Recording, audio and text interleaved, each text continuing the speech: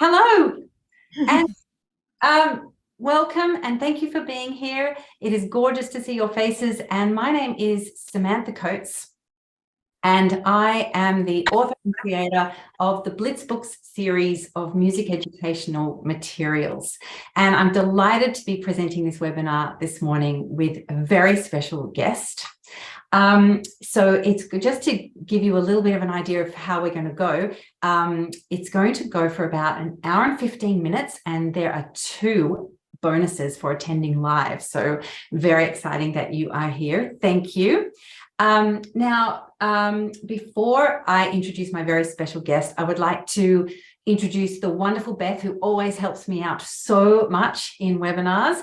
And Beth, we had some sign-up questions that everybody answered when they registered for the webinar, and it was just 2 questions, and I was hoping that you could show us what those answers were, please, so we get an idea. Okay, teachers who have ever done a studio-wide challenge, 51%. That's cool.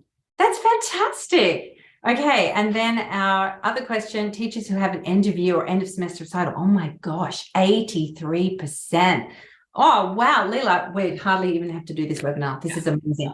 Okay, that is fantastic. So now I'm going to formally introduce Leila to you. She is an amazing pianist, an amazing organist, a brilliant pedagogue, the most brilliant pedagogue I know, but best of all, she's such a dear friend. So please welcome Leila Viss to inspire you today and to be my co-host of this webinar. Thank you, Sam. What a nice introduction. And isn't it fun talking pedagogy? I think we could do that all day, right?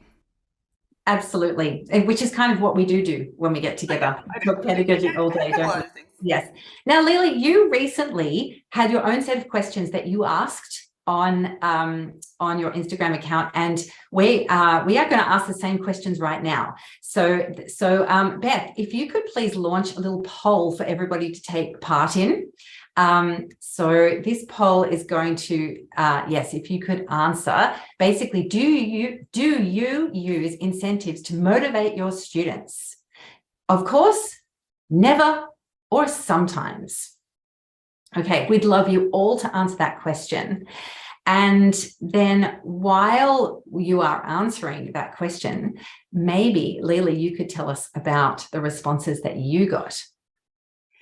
Yes, well, this was on my story in Instagram, and the results were, of course, 31%, 31, yeah, and then never was 23%, and sometimes 46%, which I thought that was kind of low for some reason, but, and I don't know what number is low and which number is high, but it was, never was pretty high to me, 23%. That's really interesting. So can you just say it again? Of course was, yes. I know you said sometimes was 46%. And what were the other 2?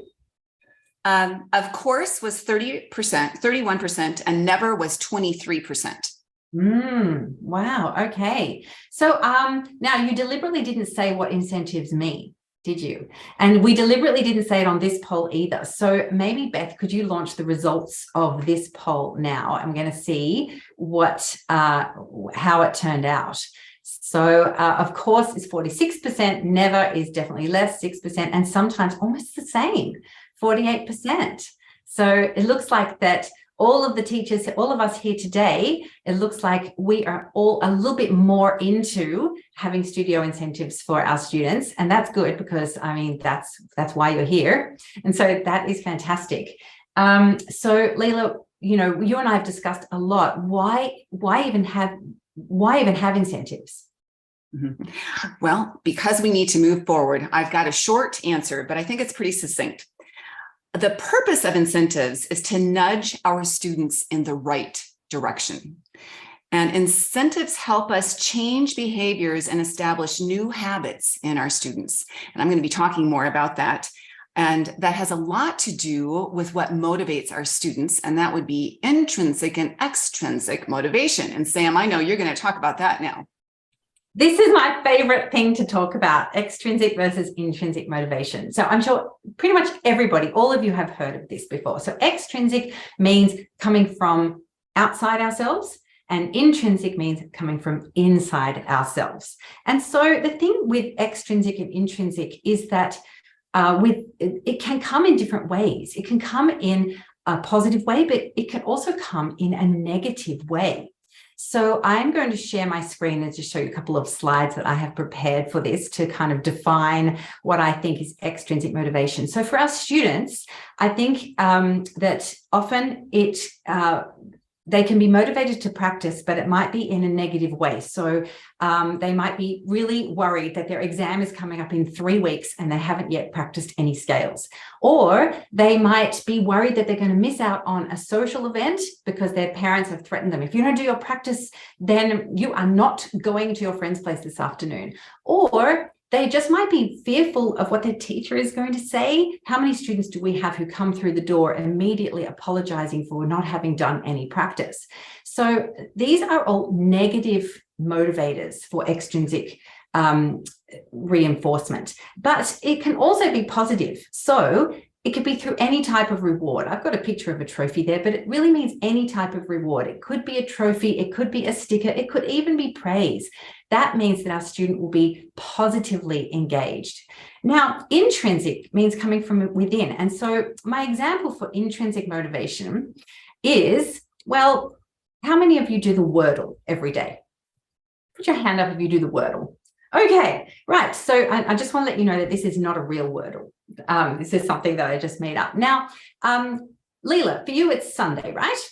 So yes. You've done Sunday's Wordle, but you have not yet done Monday's Wordle, whereas I have done Monday's Wordle, and I know what word you're going to get tomorrow. Now, what would you say, Leila, if I told you that I was going to tell you Monday's Wordle?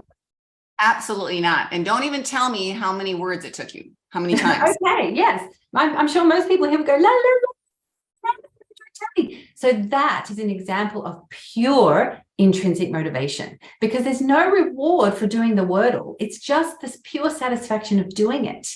And that is us being positively engaged to get it right, or occasionally negatively engaged if you happen to be competing with your husband, not talking about anybody in particular. But that is intrinsic motivation. Now, here's a little matrix that I did talking about positive and negative engagement and extrinsic and intrinsic. So bottom left quadrant is when we have students who are only practicing because they have to, or they'll get a punishment, or they can't go to a sleepover or a party, or they're only doing it because they're under duress. So that is extrinsic and negative. Then the next quadrant would be intrinsic, but also still negative. So maybe they don't like the instrument they're playing on. Maybe they don't like the instrument they're learning. Maybe it's an adult who feels guilty about spending money on themselves. Now, the next quadrant is the bottom right. When students are positively engaged, but extrinsically motivated, that's when they really want an A+ in their exam, or they really want that prize, or they really are looking forward to impressing their teacher. All of these are extrinsic motivators, and these are all fine. And this is where I reckon I spent the majority of my piano playing life, in the bottom right quadrant. And the majority of my students are here as well. It takes a long time to work towards this top right. The top right is you just love it. You're doing it. Piano practice is as satisfying as doing the Wordle. Now, that's the dream, but that's something that is very difficult to get to without having the extrinsic motivators. So Leila and I are going to be talking about what happens when we're all in that bottom right quadrant. And I have certainly had students in the bottom left who I've had to work really hard to get them up into anywhere near the top right. And so I know that, Leila, you feel the same way. Do you have students you've had to work through different quadrants? Yes, but I would say none of my students right now are in the left bottom quadrant. They mostly want to be here. So I think that has something to do with me being around for a while and kind of vetting my students a little bit as well. But I would say they come because their parents want them to take lessons, but also their parents see that their child is interested. So that is a privilege for me. And I realize that I've had students before that don't want to be on my piano bench, and that is a hard place to be. So hopefully some of the things that we suggest today will help.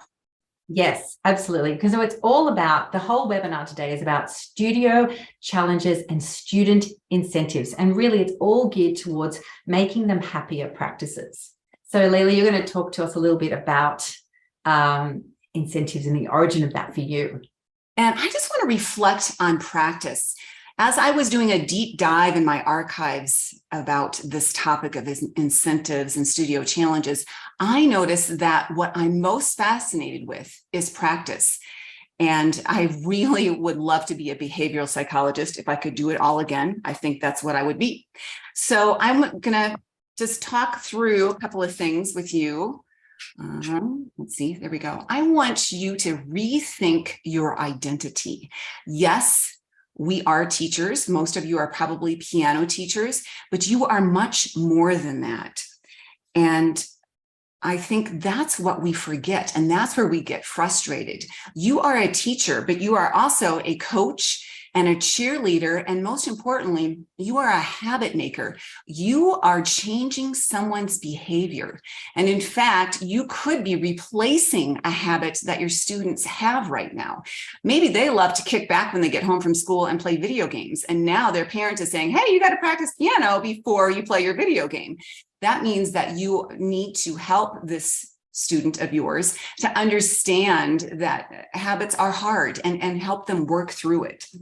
And I think knowing the reality of your position as more than a teacher, but also a coach and a cheerleader and a habit maker will help you come to terms with things a little bit more. I know that otherwise we can get awfully frustrated when someone doesn't come in practicing. And I think what we have to realize is that our competition is tough. The team that we are facing is team distraction. And now that has a lot to do with the activities that students are involved in. I'm not even going to go there because we all know that activities get in the way of practicing.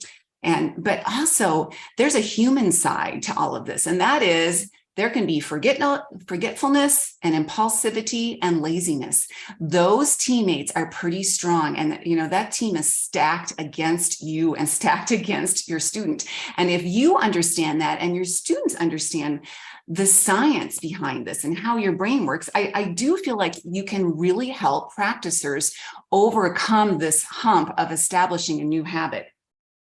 And here is what I am a huge proponent of. Progress. Because if our students can make progress at the piano, that means that they're going to be motivated. And when they're motivated, they will practice. And when they practice, they make progress. So if we can get our students running on this treadmill and keep them on here, I feel like we have them for a lifetime. But getting them into this loop is not always easy. So what we need to do, speaking of easy then, is we need to think about how we deliver information in our assignments. So there is a study that's been done that kids are 70% more likely to eat an apple if it's cut up into slices and put in a plastic bag. So that's a really interesting thing to be thinking about as teachers then. Well, what does that mean for us? Well, they like that apple in slices because it's easier to eat. So think about tweaking the way an item or a task or a choice is framed, and that can really change a person's decision on whether they're going to do something or not. And all of this is called nudging, and that really is our job. Yes, we are teaching piano, but we are nudging someone into a new habit. And even the smallest things can have a huge impact on their behavior and their outcomes. So what are some of the things that you could do to make an apple or make slices in your studio, apple slices in a plastic bag? Well, first of all, you could offer smaller assignments. Sometimes you say, okay, learn that piece. A lot of times I will say, learn the first 4 bars, and I will put a stop sign there with a tab or something. And that's what I call it, learn up to the stop sign. But giving them small tasks, they'll say, well, yeah, I can do that. That's not too bad. And then making sure they know how to do that. That's, of course, very important as well. giving them practice strategies. I'm a huge fan of practice strategies. I am not talking about them today. There is a handout with extensive links that include practice strategies. And I believe it's important for students to not only know practice strategies, but name them and be able to diagnose the problem and prescribe for themselves what kind of practice strategy they need. And then I think, fewer assignments. Sometimes I'm guilty of like showering them with a whole bunch of things to do. Stepping back and giving them fewer might help. Clear instructions and setting deadlines are all things that can help them feel like they can manage a task, and it will help them even think that maybe it could be easy. Now, this is a puzzle that I just completed soon after Christmas, and I call this approach embracement because I embraced this puzzle. I am not a huge puzzle fan. This one just called my name, and it was because of all the fonts. There were so many different fonts, so I could divide up all the puzzle pieces into little groups, and then I just worked on one section at a time, and it became easy for me to finish. I found myself even sneaking upstairs. My studio's downstairs, and I wasn't teaching, but I was working. I would sneak upstairs and do a little bit of puzzle and then come back down. I loved it so much. So I would call that approach embracement. Now that is my term. Now there's another term that is quite well known in behavior psychology, and that is called approach avoidance. And here is the puzzle that my husband pulled out after that other puzzle was finished. And I have seen this one before. He's done this before. And I rolled my eyes. I sat down, I divided the pieces into greens and purples. And I didn't want to continue because it was too hard to figure out how to match things up. He's a problem solver anyway, so he must like doing these things. I do not. So I avoided this puzzle. This was approach avoidance for me. And so now I understand where my students are coming from as well. If things are too hard, they're not going to want to do it. And so that's where intrinsic and extrinsic motivation can play together nicely. They pair well. And Sam was already talking about the difference between them. And I heard this fantastic podcast by Dr. Lisa D'Amour, and it's called How Do I Motivate My Kids to Do Homework?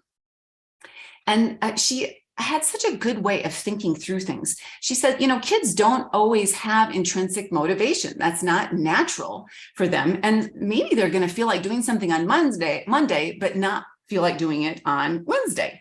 So she thinks that extrinsic and intrinsic motivation need to be different gears and that they work together. And while one thing may incentivize your piano student for a while, it won't always happen all that way. So they play together. So for instance, if a student really loves a piece and loves playing it, then I would encourage that student to play that piece last, do all your other stuff first, and then reward yourself by playing that piece last. And that is using intrinsic motivation. And then if there's no piece that they're having fun with, that's when we start using extrinsic motivation. Now, I was so inspired by this podcast by Dr. Lisa D'Amour that I created an infographic and I shared it on my Facebook page, but I'll share it here again too, and just quickly go through the different steps. But first of all, this is what she recommends for getting students to do their homework. And it really crosses over nicely into teaching piano students. And listen, remember, we are teaching them how to practice, not just teaching them how to play piano. First of all, set and stick to a practice time and routine. And probably you do that already with your students. And then give them voice and choice in setting up the routine. I suggest maybe sometime practice a little bit in the morning and again at night, doing that space practice. Science has told us that our brain needs to have that repetition, but a space between repetition. And then another one, sincerely praise any efforts and what can be controlled. Now, what that means is try to avoid saying, oh, you're so talented. We all know the word talent is kind of a buzzword. And what we want to do instead is praise what the student can control. Praise their work. Wow, you worked so hard this week, I can tell.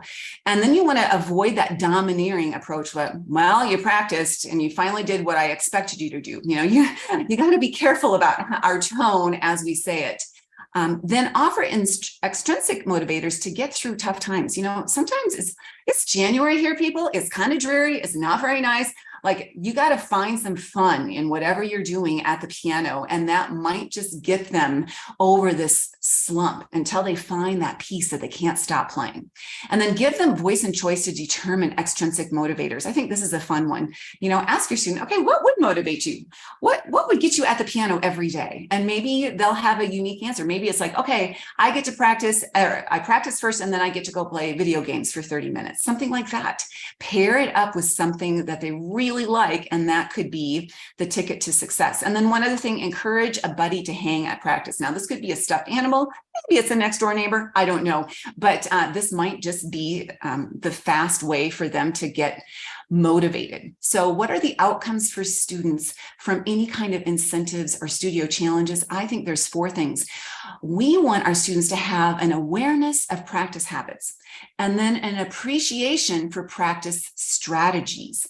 I noticed that my students and I have this lingo, and we will talk through things, and I'll say, well, what are you going to use this week to help yourself with this piece? And they can usually diagnose. I'm going to use around the world, or I'm going to use link and chain, something like that. And then you want them to make progress. That is, yes, that's why we're doing these incentives. And then it's also important for them to be able to assess their progress, because if they know that they're making progress, then they will keep going. If we have to tell them and they're not sure, it's like they don't have a direction where they're headed next. So, Sam, that's what I wanted to cover for right now. And I think you're going to take over, if I'm correct.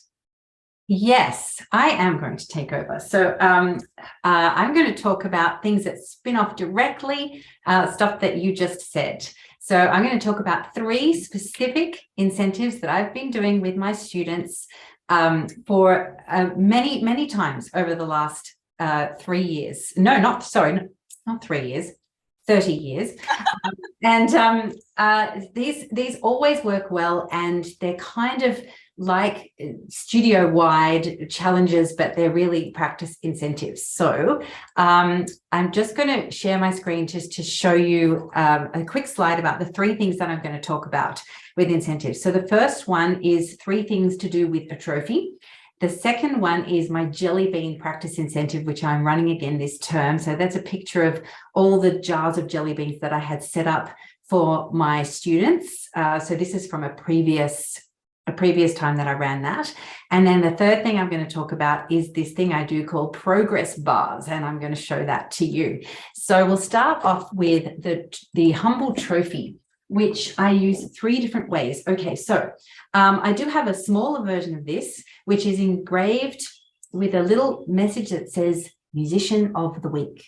And I will hand this out to a student if they play something that was gorgeous or they worked really hard. I'll say, my goodness me, I think you deserve to be Musician of the Week. And they can take the trophy home for 1 week and have it sitting there. And they love that. It makes them feel very, very proud.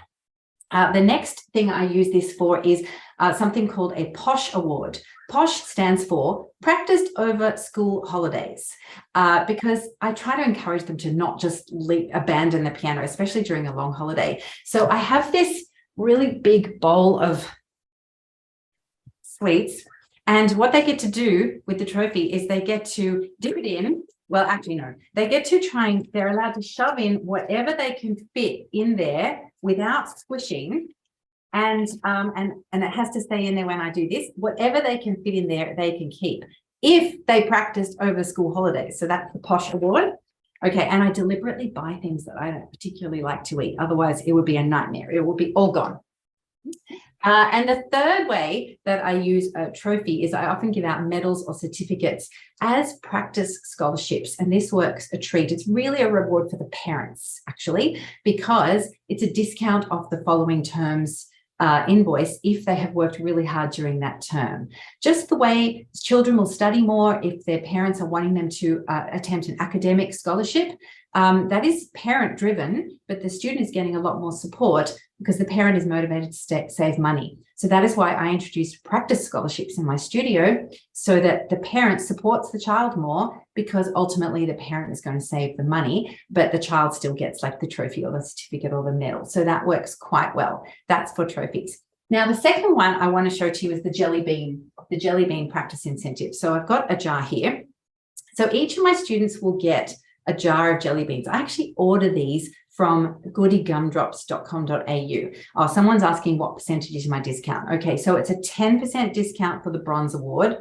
I give out maybe 4 or 5 of those a term. A 20% discount for the silver award. That would be like almost mind-blowing what they did. And then the gold award is 30%. I virtually have never given that out. The gold award is there to make the silver and bronze seem achievable. Okay, so yes, I will earn 10% less from that student, but I gain 1,000,000% more in satisfaction for sure. It's just fantastic. Okay, so I ordered these jars from goodygumdrops.com.au, and so all of my students get a jar, and I say to them, the jelly beans in here represent your practice for the term. So what happens is I have like the marker jar here, and at their first lesson, I give them the jar and then I say, okay, guess what? You have to empty your jelly beans into my jar because I am the keeper of the practice. And they're mortified, but they have to. I'll do that. See, humidity in Sydney, they're all sticky. Right. Okay. So that's empty. Now all the jelly beans are in here. So imagine that this is full. And then what they have to do is earn the jelly beans back. And they get 1 jelly bean per day of practice that they do. And if they practiced every day, their jar would be full again by the end of the term. So I have my cute little tongs when they come. And so if they practiced for 3 days, then they would get 3 jelly beans put in their jar. 1, 2, 3. Okay. That's great. But here's the kicker. How many days did you not practice? Oh, well, there were 4 days when I didn't practice. Okay, so now 4 jelly beans have to come out of your jar for the days that you didn't practice. 1, 2, 3, 4. So now they haven't got any jelly beans in their jar. But this is reinforcing the idea that you need to practice on more days than you don't practice, because otherwise you can't really make any progress. So the only way the jar is going to gradually get more full over the term is if you do at least 4 or 5 practices a week. I also award efficiency beans. So if they've clearly worked really hard and have been very efficient, they'll get some extras. And you can kind of, swing it so that their jar actually does fill up. But it's really fun to have all the jars. I keep all their practice jars, and it's a little bit competitive because they can see other people's jars filling up, or sometimes their jar is empty because they just want to eat it straight away. If they want to eat straight away, that is fine. They've got to have some autonomy over that. Now, I have written, actually not me, but my daughter wrote me a special guest blog post quite a few years ago when she was my student and she participated in the Jelly Bean Incentive. So we're going to send you a link to that in the follow-up email. It's a very entertaining and funny post to read, and it details exactly what to do for the Jelly Bean Incentive. So I'm running that this term with my students. And then the third thing I want to show you is this thing I've got called progress bars, where we have a piece of paper and there'll be a task or a piece or a section that they're doing written on it. And there's a rectangle that they fill in as they're practicing. So if they've just started the piece and I say, well, how far do you think that has progressed? And then they might say, oh, I think it's this much progressed. You have to have a green highlighter for this. And then maybe the next lesson after I encourage them to fill it in at home. So they might come to their next lesson and they've been practicing the piece Raindrops, and they might come in and it's up to here. So they think they're halfway done with that piece.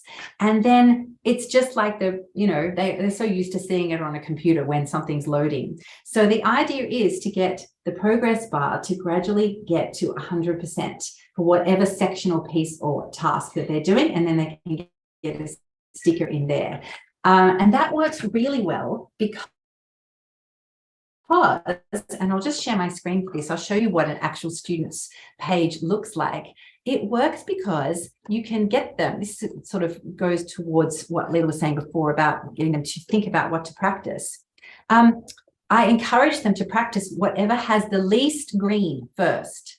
So there's no point in practicing that task at the end where it says Russian scales in 5 keys. That is completely done. No point in practicing that anymore. The Kabalevsky is almost done. So let's go to the Cherny. Let's practice that. And we're going to try it in as many keys as possible. Let's practice that first. So it's a really clear reminder of where you're up to with each piece and the progress, and they're sort of motivated to make a piece move along faster and beat the other pieces. Now that is actually, I've put together a little PDF explaining all of that and a template of this progress bar page. And that's a live bonus from me today, which Beth is going to put in the chat. But don't go anywhere because Leila's live bonus is coming later. I actually printed it out. I got it printed like snap printing into a notepad form. So I just will fill it in for a student what they're doing and rip it off and give it to them, and they take it home and they keep that as part of their music. So that is 3 incentives from me that I find that they're studio incentives that work really, really well for all students. Okay, and so now, Leila, perhaps you'd like to tell us a bit more about your studio incentives. Well, and you did such a good job of limiting yourself, Sam. So I'm sorry. I'm going to go as quickly as I can through mine because I couldn't stop. I kept thinking about, oh, I've done this and I've done that. And I feel like it's almost based more on practice themes. Those are my incentives, or those are my challenges. So stick with me here. I'll try and make it through as quickly as I can. First of all, I want to talk about outcomes for incentives for just in general. I want my students to build self-awareness, develop executive functioning skills.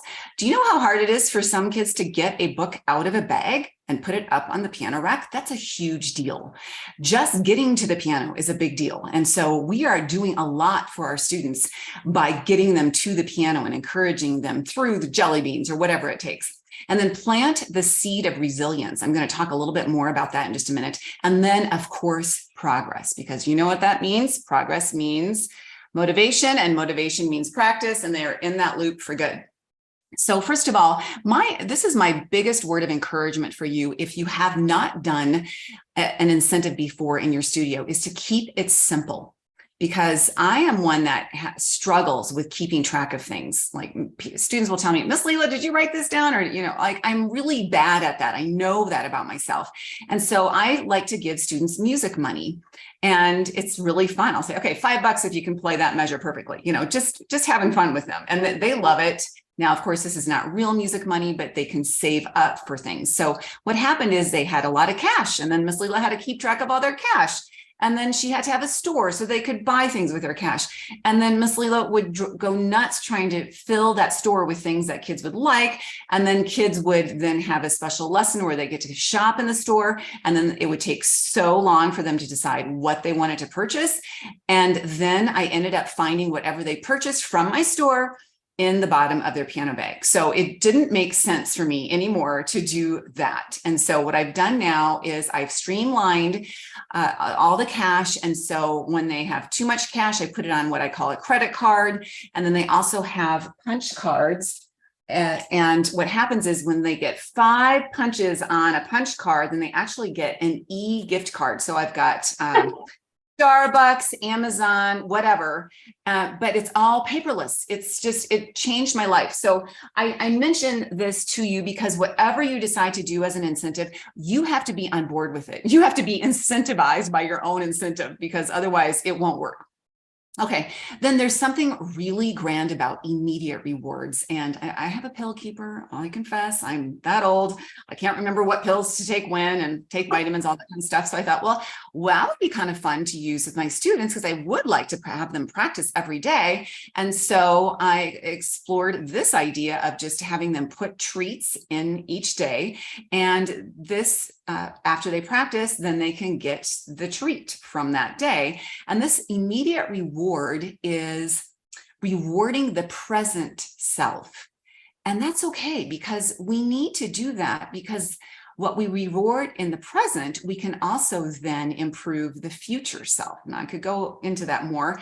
I'll give one example. If you are a smoker and you really want to stop smoking, that's why you suck on a lollipop, because that's an immediate reward, and that is going to help you get through whatever you need to and help your future self. So don't be afraid of immediate rewards. And that's been a fun thing to do with the pill keeper. Now, I was talking about hard things, and I noticed a cool conversation going on in the chat about hard things. And I listened to something. I don't remember exactly where it was, but it was a mix of podcasts and sessions and all that kind of stuff. But uh, this Eat the Frog theme was based on, again, how kids get their homework done. And it was talking about encouraging students to do the hardest thing first, get that done first, then do the other thing. So I thought, oh, you know what, that might be kind of fun to do in the studio. So I had a fun frog theme. I had frogs around the studio. And then I just encouraged them to choose. I let them choose what their hardest assignment was. And that gives them the autonomy. But then what I wanted them to do is to interleave that hard thing between easier assignments. And that is what science tells us about our brain. Our brain needs to go away from something and then go back to it. So I'm going to read this just to make sure I explain it correctly. When hard parts are woven between or rotated among or mixed up with other assignments, the brain forgets and then works to remember the hard stuff. That struggle to relearn is when the learning sticks. And you can check out the book, Make It Stick, to learn more about this. But that is where that concept comes from with interleaving. And you know what? I had a revelation. I'm now into my second week of lessons in 2023. So last week was first week of lessons back after a break.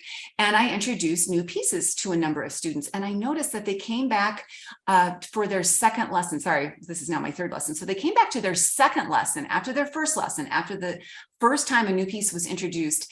And you know what? They had a little bit of approach avoidance issue. They just didn't go to it right away. And there may have been some errors on my part, like maybe I didn't add a video that I said I would, but I just noticed they were a little tentative about engaging with that new piece. And that is because the brain doesn't like hard things. It likes easy things. And so then I talked to my students about that. Like, you know, it's interesting how you didn't plug into this piece this week as much as maybe I thought you would. And so then of course, we reviewed it again. Okay, so what are your questions? And got through it again. And so I said to them, well, let's see what happens next week. And I think that's the thing that I like to do the most, is tell students what's going on in their brain.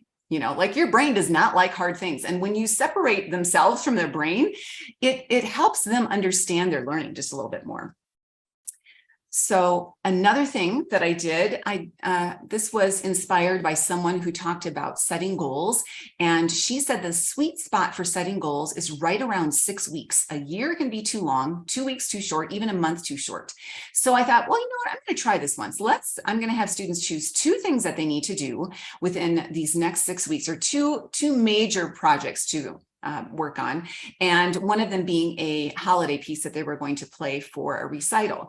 And what I learned from this, Kaylin Brooke is her name, about setting goals is, first of all, goals need to have, they need to be 3 things, and it's ACT. First of all, they need to be achievable, and then they need to be clear, and they need to be time triggered. So I have a blog post all about this, so I'm not going to go into detail, but I am going to go into detail about clear, because I thought, you know what, I've got to have some different levels of learning for students, and we need to have a vocabulary so we can talk through things. And so you may borrow this practice lingo if you'd like, but it has worked really well. So when students come in for their week of practice, I'll say, it sounds like you're surviving through this. You've got hands together, but it's pretty shaky. And then, okay, so next week, let's learn it. Can you learn it? Hands together. Maybe there's even some flow going on. You're getting the correct rhythms, correct notes, and then proficient. I think this has been my favorite one. Proficient means that you can play the piece with the metronome with 0 errors. Now, I am very careful when I introduce that metronome. It has to be after a piece has been learned and a student is ready to play with an outside external beat, because that's a big deal. And I don't want to frustrate my students. I often talk about the metronome being a tool of torture. That's not what I want to do. It's a very good tool, though, for students who are ready to check their reliability with a piece. And then we go on to master, where we're adding dynamics, and then of course to memorize. But that was a fun thing to introduce to students, is to think about different levels of their pieces during that sprint. Now, this next one came to me this past fall, and it coordinates with the opening podcast episode of Key Ideas for this season. And I think it's ideal for students who have never practiced before.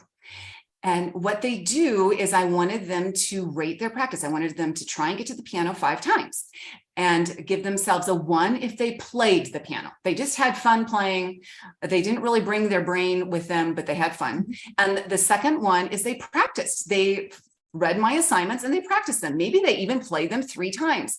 Listen, I'm not very specific about things. I'll usually just say play it 3 times at first, especially with early practitioners, until we can dig into more details. And then the third is progress. And what that means is maybe they played it more than 3 times. They played it until they knew that they were better than when they sat down. And so that's what I wanted them to do. And 0 if they didn't play for a day. So 0, 1, 2, or 3. And I made it very clear to them that I said, we are not judging you, Susie, at the piano. We love Susie. We are just wondering how Susie feels about her progress at the piano for this week. And then what made this really fun was, and I didn't even really think about it until afterwards, but the kids love this, is you'll see that jar of watermelon Sour Patch Kids. And anyone who came back with their chart filled out for a week could enter to win that jar of Sour Patch Kids.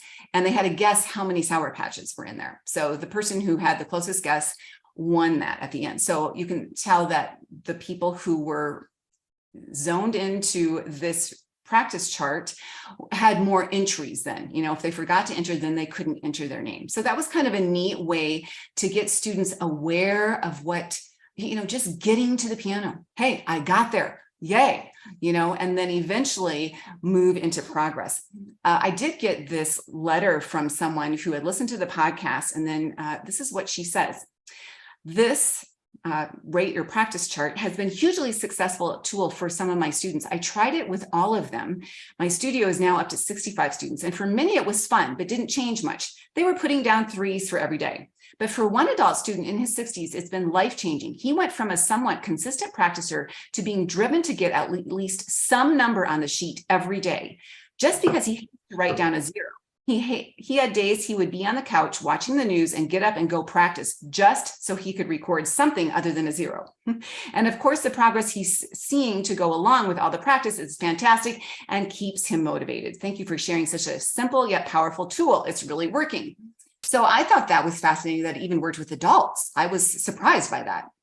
So I think this is a great way to introduce the idea of getting to the piano. Now, if you want to do a little bit more specific talk on practice, then I would consider taking a look at my effective practice tracker. And this is all based on what happens in practice. Look, a student can practice for an hour or practice for 30 minutes. I want that student to be efficient in their practice. So if they can get everything done in 30 minutes, I'm all for it. And so I think that's the key to practice, is making sure that students are more efficient. So behind this all is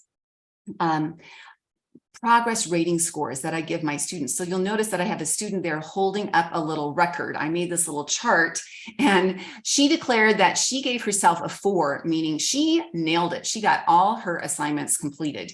A 1 is you were out to lunch, like I played, but I didn't practice very much.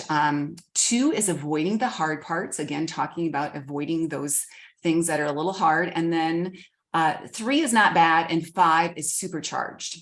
And so she gave herself a rating. I also give my students a rating. So right now I have 2 charts going, and it is interesting to see how they rate themselves versus how I rate them. But I have a video that I'd like to share that shows a little bit more about the effective practice tracker. But what I like about it the most is the testimonials of the students.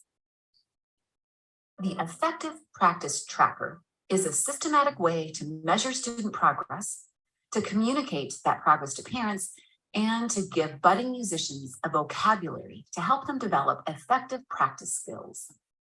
For years, I've given weekly progress scores to my students, and now I'm asking them to rate the effectiveness of their home practice. All right, Delaney, how are you feeling about your practice now that you're thinking about rating your effectiveness?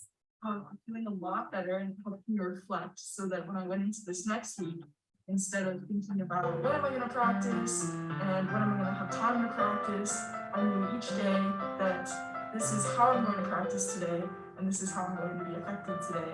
And yes. And did you find that you were more efficient with your practice as well? Yes, very much so. And I was much more pleased with my performance throughout the week and then the results at the end of the week. This two-pronged system works. The effective practice tracker can help you set up a system so that you can track scores, analyze the data, and measure progress. And best of all, it builds self-awareness in your students. With the right lingo and strategies in place, they take ownership of their practice time between lessons. How did your practice go this week? I think I got about a 4. But I was also really good because I used my sight reading skills to figure out line 4 and 3, and one of my favorite pieces that I learned. There's nothing like repurposing household items, and so included in the effective practice tracker is instructions to make a wheel with ratings of 1 to 5. At the lessons, students rank their practice, with a 5 being supercharged, 4 nailed it, 3 not bad, 2 if they avoided the hard parts, or 1 if their brain was out to lunch. What score did you give yourself this week? I gave myself a 3 because I didn't do very well on practicing Minuet, which is one of the songs that I have this time. Why not very well? What happened? It's just really hard for me, and it's still just really, really hard. Did you avoid it just a little bit, you think? Just a little bit. Yeah, so maybe you got a 2 on that one, right? Yes. Because you kind of avoided the hard parts. Yes. So this week, what are you going to do? What's your practice strategy in order to? I'm going to do link and chain on Minuet, Okay. the lines that are hard for me, and the 3 penny practice on the rest of it. The resource includes a link to digital practice stickers like link and chain and 3 penny practice. So I wanted you to hear them talk because I noticed that there's no anger involved.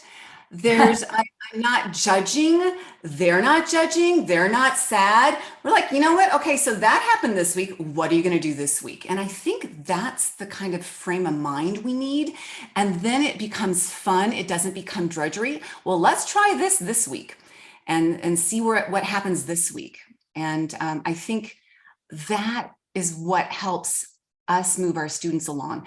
There's one other thing that I want to share, and this was stemming from the idea of passports and stamps. Apparently stamps are going away on your passports, but it's fun for students to follow that 30-piece challenge. I know a lot of you probably do that. And so I decided that I would create a digital badge board that would keep track of their different pieces. So I'm going to show you what that looks like a minute. And along with this digital badge board, I also included a music element expedition. I don't have them do this with all their pieces, but it's kind of like a scavenger hunt where they have to go, how many dynamics can you find? What's the time signature? What's the tempo? It helps me know what they don't know. You know, like, oh, I got to cover that in lessons. It's definitely information for me. So this is what a digital badge board looks like. And right now I've got some students that some that are up to 10, and this is just the first 10 pieces. I'm going for 30. But what happens is here's a passport to Sydney, Australia. And once a student has a piece on their 30-piece challenge, then we just change that passport to a new color. So it's kind of a fun way to go through it. And actually what I'll do is I will hide the countries, and then I'll ask, okay, Santiago, where's that country? So it's just kind of a fun thing to do with the students and to keep track of that. And kind of a companion to this whole idea is something that I have at my website called Get Inspired Episodes. So if you go to leilaviss.com and just hover over Get Inspired, you'll see all these different episodes. These are just YouTube videos that I've curated and made into videos that I think students might find fascinating. So this one is dedicated to the first 10 countries on the digital badge board. So here's the Australian one. I found something at the Digitaroo. Oh, the Canadian one's really fun. I do kind of a mix of things that are a little entertaining. Here's Lang Lang or Long Long with his father playing a really cool piece with a Chinese instrument, an Egyptian singer, a pop singer from Finland. So it's a neat way for them to explore music from other countries and of course, keep track of their 30-piece challenge. So that's something else that I am doing in my studio right now. And then I will show you next. Oh, wait, no, not yet. I think it's Sam, correct? Yes. Well, now that you've just mentioned the 30 and 40 piece challenge, that's definitely something that I want to talk about next. But everyone, hands up who wants to learn from Leila. Okay. Oh my goodness. Honestly, I mean, I was a good little piano student, and I had a very conservative Russian piano teacher who never did anything like this. My practice would have been like totally off the charts if I'd had you as my teacher. Amazing. So thank you for those incredible ideas. We're all going to be watching the replay over and over and over again, just to take that all in. It was so good. So someone asked before about the studio incentives that I do. Did I run all those things at once? No. So this term I'm doing the jelly beans. Next term I'm going to do individual challenges that I'm about to show you. Certainly when they come back from each holiday break, so 4 times a year we do the POSH award, but I would never run more than one thing in a term because it dilutes the incentive and the focus. I also agree with Leila. Make It Stick is just about one of the most inspiring books I've ever read. And I have also encouraged all the parents of my students to read that book. So much of it is to do with general study at school, but quite a bit of it is dedicated to how it works on an instrument. So Make It Stick, brilliant book. Someone asked if the jelly beans things work with adults. Well, I ask all my students who would like to participate. Like if they have a jelly bean allergy, then obviously we're going to use something else, buttons maybe. But a lot of the adults do like participating because it's simply symbolic. It's a symbol of progress. It's not really about the jelly beans. It's about seeing the collection grow, and it's a symbol of progress. Okay, so I'm going to show you 3 studio-wide challenges that I have run in the past. One of them is to do with a little tweak on the 40-piece challenge. For those of you who've never heard of that before, it's when you challenge students to learn 40 pieces in a year, which averages out to 1 per week if you do it 1 per teaching week, which is quite a thing to get through, and it really improves their sight reading. Obviously, not every piece is going to be a Chopin nocturne. We're talking about a variety of different lengths of pieces. The next one I'm going to talk about is a set of individual challenges that I'm going to do next term, and then I'm going to show you a studio-wide challenge I did that geared towards my end-of-year concert. So first of all, with the 40-piece challenge, I found a little video that I had put together a while ago that explains it perfectly. So I thought that I would just play you this. Actually, let me just try that again so that I make sure that we're sharing the sound. Okay. All right, here we go. Hello, I just thought I'd do a quick video to show you my take on the 40-piece challenge this year because it's easier than writing it all down. I'm doing a traffic light system. So I have got a whole lot of things ready at the moment. Like this is after the first week of teaching. My students have sort of started these pieces. See, this is an adult student of mine who's already started like 8 pieces. The yellow dots don't mean that the pieces have been completed. It means the piece is in progress. And so my thought is that when they've completed a piece, a green dot will go on top of the yellow dot. And so the idea is to see how many greens you can get. Now, you know how sometimes students kind of abandon a piece, they decide, oh, I don't like that piece anymore because it becomes too hard. Well, if they do that, then my idea is that a red dot is going to go on top of the yellow dot to show that, okay, well, we're not doing that anymore. And I have told my students it's fine to abandon a piece. That's not a problem, but we don't want to get too many reds because that's time consuming. So eventually, like this is going to go up on the wall here. So there's like, you know, there's all my students listed down there. And eventually that's just the first 10. And eventually we'll have, you know, 20, 30, 40. And I'll probably have to take my wedding photo down and that's fine. And so we will do it within a year. And I've said to them it's the 40-piece challenge, but the idea is to see how many greens you can get in the year. So there you go. Try that if you want. Okay, and then I found this video that I'd done on how it ended up, and I'm hoping that you can see that. So here is how it ended up. This is how my wall ended up looking by the end of the year. I started off with just 1 sheet on the wall, and that was for pieces 1 to 10, and then had to put another one, pieces 11 to 20, 21 to 30, 31 to 40, and then even had to do 41 to 50. And I was worried that Sam was going to get up to 60 or something, but with lockdown and whatnot, it did peter out a little bit. But it started to look really quite spectacular. And as you can see, not everybody participated the same way, but it was absolutely fine. And you can see that sometimes there's a little love heart on some of the green stickers. That's for when a long-term project got completed. Somebody worked on that for weeks and sometimes months. So anyway, I'm pretty happy with how it turned out. Okay, so that's the 40-piece traffic light challenge. I have done a blog post detailing that if you would like to run that in your studio.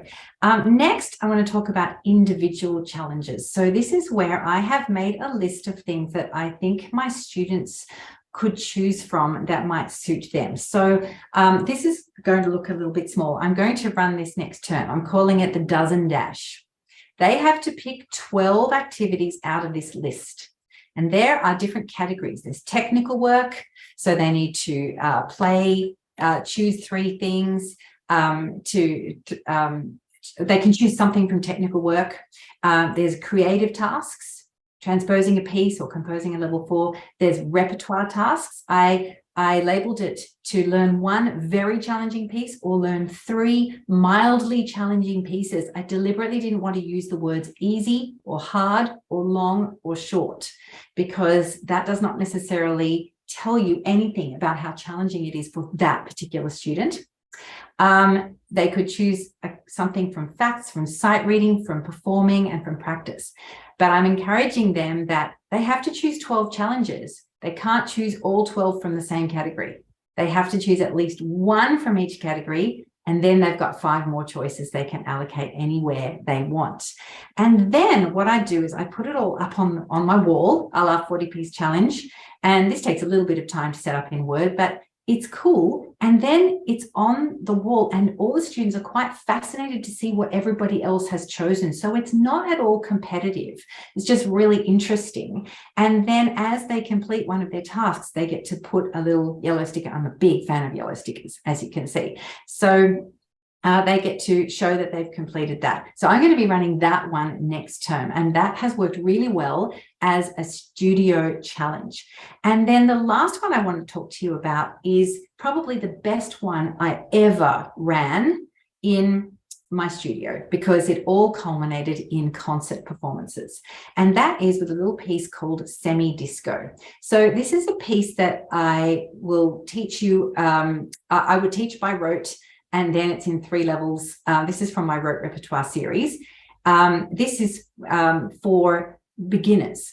So this piece would take maybe a week or 2 to teach to a beginner student, and it would take a minute or 2 to teach to an advanced student. So here is level 1. Now, what I'm going to do is I'm going to whiz through this today, because tomorrow, this time tomorrow, or 11 a.m. tomorrow, I am running a webinar about my rote repertoire series. Beth will put a link to that in the chat, so please sign up for that. If you're not at all familiar with it, then it won't matter that I whiz through now. You could just sign up for tomorrow's webinar, and then you'll hear all about how this actually works. This is level 1, and I've just realized that potentially original sound is not on. So I'm just going to stop sharing for a second and make sure that that is on so that you can hear me play. Okay, so if you are near a keyboard, it's just going to sound like this. So if you could just play 5 E's in the left hand and a little semitone motive. I will be showing students how to play this. So that's the general feel of it. I'm not going to go through this right now because it would take too long. So I'll just show you. This is level 1. Then I'm going to change it to level 2, and you'll see there are just very slight differences. Now the right hand is changing, and the idea is that by the time we get to level 3, this is like the true piece that we've just learned over 3 levels. And what I'll do is, if you would like to sight read along, if you're at a piano, have a sight read of this.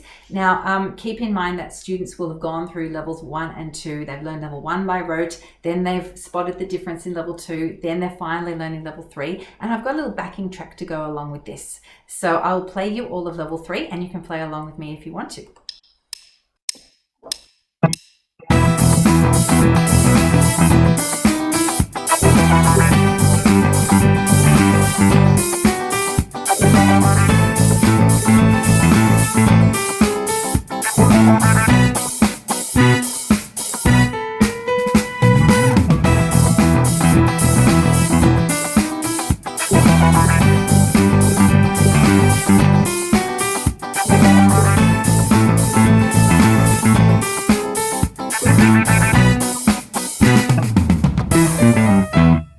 Okay, so that is how semi-disco goes. So what happened was every single person in my studio learned that piece.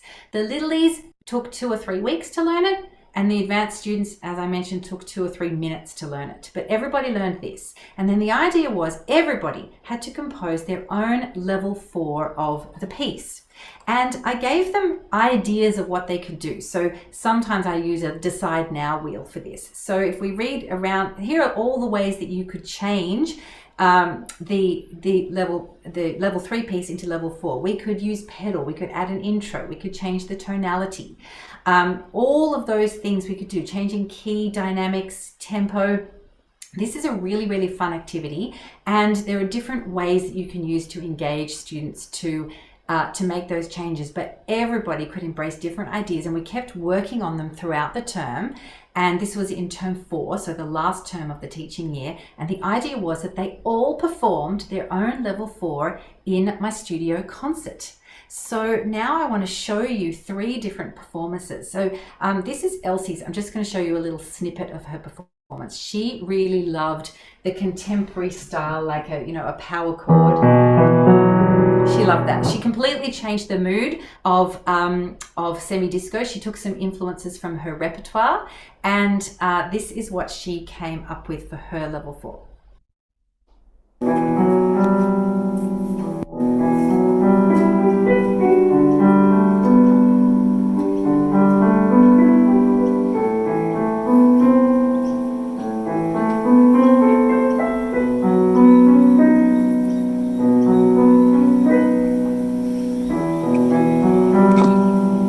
So you can hear that's really different from the original. And I should just tell you that the concert started off with me playing the original piece, which everybody knew and all the parents knew and everyone had heard it, and then everybody performed their own individual version. So now next I'll play you Alice's version, and hers is like some sort of avant-garde deconstruction of semi-disco. You will hear little semitone fragments, but you will hear changing time signatures. It's really so different. It's like chaos theory when you compare it to the original.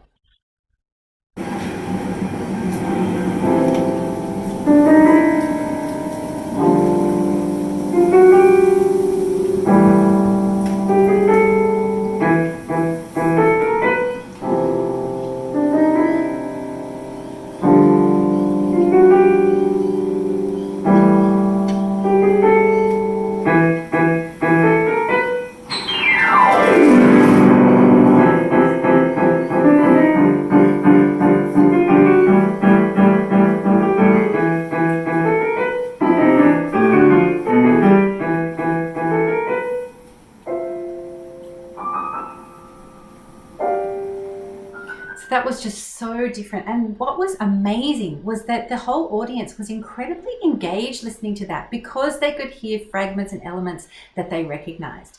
And then this is Alexandra's level 4. Now hers went on for a long time. She had a B section, a contrasting B section, and then she put a coda on the end. So these are elements that we gradually added and improved her composition every week as she came, just by choosing different elements at random that she could add. So this video starts from just in the middle of the contrasting B section, and then she goes back to the A. She's also she's a fan of contemporary style, but you can hear the basic chord progression of semi-disco in it.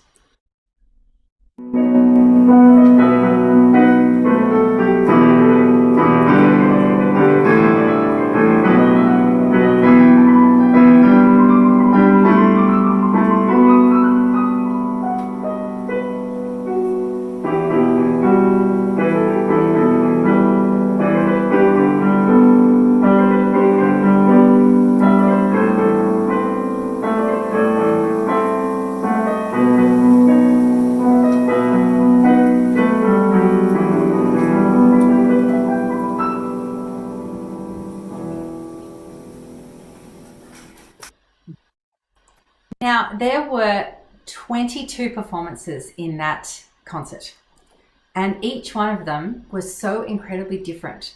And it was definitely the best studio challenge I've ever run, because it wasn't competitive. It was almost collaborative. Like they were just so delighted to hear each other's, what had become of each other's, and the parents were just in awe. How could this happen? How could you get 22 different performances of that one little piece?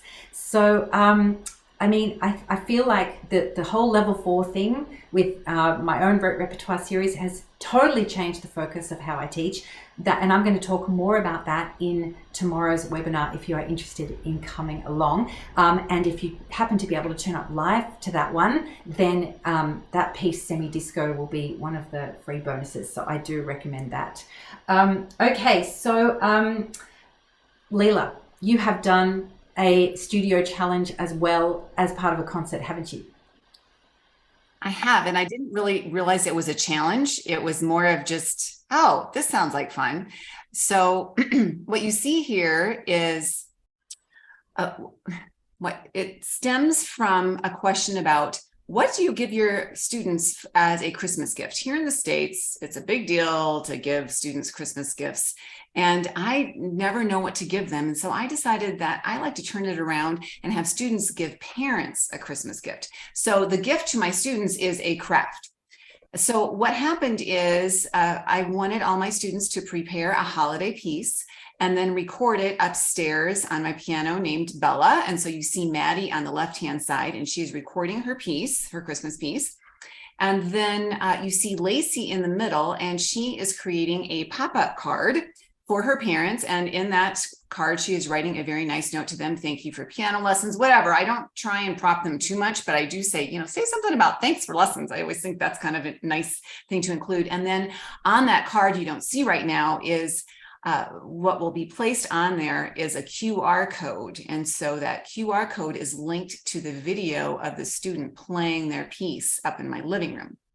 So that is the gift to the parents. And what I had scheduled my Christmas recital in our fancy formal church sanctuary, and I just didn't feel like it. And someone else had been going to this one coffee shop, not in my area, but down the road a ways. And so I approached the coffee shop in my area. It wasn't a Starbucks, it was a locally owned one. And I asked her if she would be interested in me bringing piano students to come and play Christmas music, holiday music at her store.